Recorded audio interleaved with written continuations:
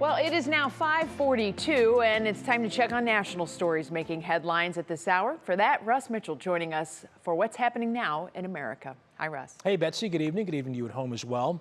In Washington today, Israeli Prime Minister Benjamin Netanyahu called for American unity in support of Israel. The speech comes at a critical time as the Biden administration is pushing for a ceasefire and hostage deal to bring about 100 held by Hamas home. During his speech to Congress, Netanyahu compared the recent attack on Israel to the 9/11 attacks, saying the two countries have a common enemy. Our enemies are your enemies. Our fight is your fight, and our victory will be your victory. Meanwhile, pro-Palestinian groups marched and protested outside the Capitol before Netanyahu's address.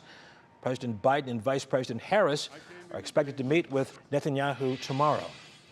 The director of the FBI today provided new testimony about the attempted assassination of former President Trump. In front of the House Judiciary Committee, Christopher Wray says the suspect, Thomas Matthews Crooks, may have had a gun with a collapsible stock. That would make it easier for him to carry and conceal the weapon. Authorities also found two explosive devices that could be remotely detonated. It looks like because of the on-off position on the receivers, that if he had tried to detonate those devices from the roof, it would not have worked. But that doesn't mean the explosives weren't dangerous. The suspect also allegedly researched the Kennedy assassination a week before the shooting.